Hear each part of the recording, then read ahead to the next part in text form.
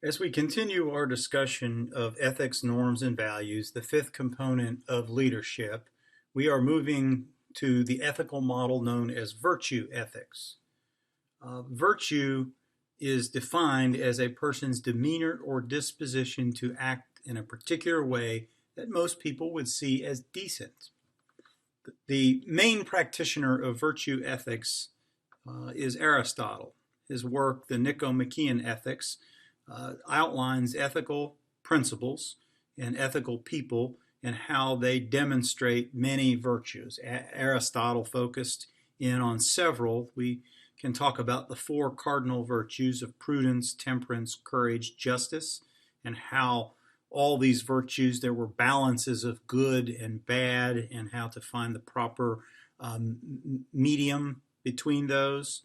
The focus on moral or ethical activity or action.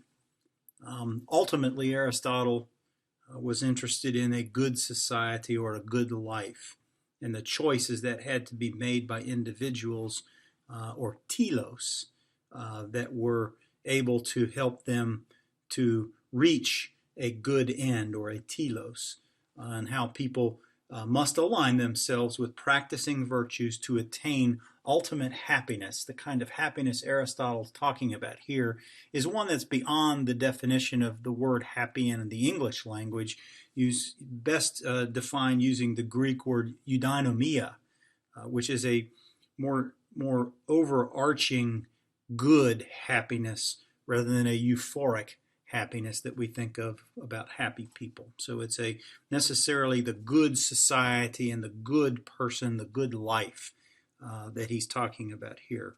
So in sum, people act virtuously and reach wholeness, and in so doing, they achieve this eudaimonia, this happiness.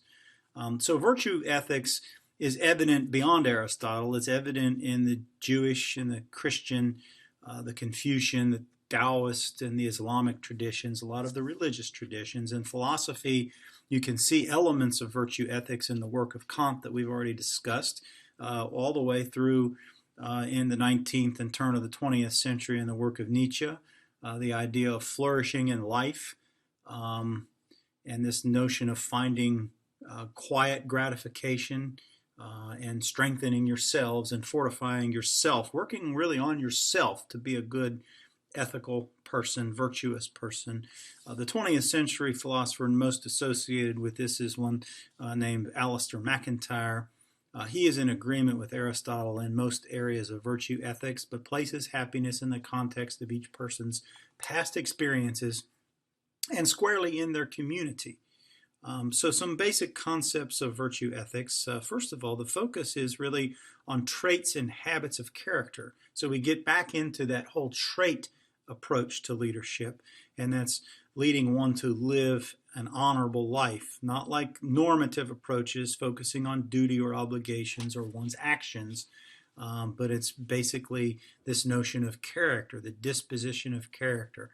Ben Franklin in the early American Republic referred to the 13 virtues, very influenced by Aristotle's Nicomachean Ethics. So how to practice virtue, you learn it. They believe very strongly that this could be taught. The ancient emphasis in the liberal arts and the civic virtue of communitarian life in the community, Aristotle believed that human beings were political animals, but could only find flourishing acting as a community together. So there are a lot of different virtues that we could talk about from the standpoint of leadership, but probably the most significant one that we'll key in on here for the sake of brevity is the idea of humility. Humility is a key element of leadership virtue, and it's really found in multiple cultural and faith traditions, Hindu, in the Bhagavad Gita, in the modern world.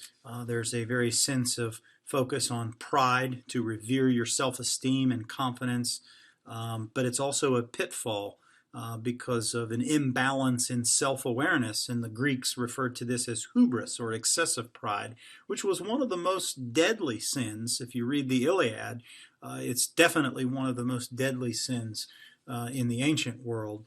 So humility is a virtue to cure hubris, to cure the excessive pride, the cockiness, we might say. So the difference between humility and modesty, I think it's important because you want to moderate the estimate of one's accomplishments. Modesty is more of a socially conditional virtue, exhibiting oneself and can lead to difficulty. Humility really involves the inclination to see the self accurately with faults and inadequacies. Humble people have no passionate craving to view or present themselves as being better than they are. The French philosopher Michel Montaigne quotes a famous quote from him is, "We sit upon the highest throne in the world, yet we sit upon our tail." Humility involves an accurate view of oneself, strengths and limitations, and it includes how individuals fit within the wider world, the global environmental context. Humility, proper perspective of oneself, one's relationship with others in the place of this larger environment. So humility is an important, if not one of the most important virtues that leaders should understand and study. If there are critiques of virtue ethics, and it's hard to think that you can critique it, but many of those that have critiqued virtue ethics have done so from the standpoint that they see it as elitist. This notion of the virtuous life of those who lead it or say they lead it look down on others, and it's sort of judgmental in that sense. And then there's the situationist perspective that people may act different ways in different settings, and there's not an absolute virtue. So there's a sense that maybe there isn't an absolute way that you can define that people should act in all situations. There's a famous Milgram experiments of shock experiments where a teacher and a learner and the shocks were fake, but revealed that the thought that they were providing shocks, people acted differently, and it shows how difficult it is to objectively identify virtue in human beings.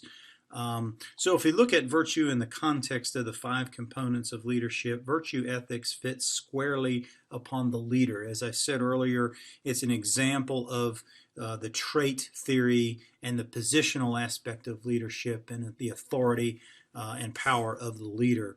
With great power comes great responsibility. A proponent of virtue ethics would say, and of course, humility is a key virtue when it comes to yielding power with responsibility. Famous transformational leadership advocates in the late 20th century, Kuzes and Posner, talk about leadership as a relational process between those who aspire to lead and those who choose to follow. The quality of that relationship is what matters the most, and humility is really the only way to resolve the conflict and contradiction of leadership. You avoid hubris only if you recognize you are human and you need to help others. So this notion of virtue and leadership, the virtuous leader with humility, they see followers on the same level. They co-create the environment. They co-create the values and beliefs that they govern by. And they model those virtues to followers. And so if virtue ethics is done well, it can inspire, from a transformational leadership perspective, your followers to do the same thing and to aspire to goals that are shared goals and that are virtuous goals. So virtue leadership has a place in the compendium of norms, values, and the culture that comprise the 5th component of leadership.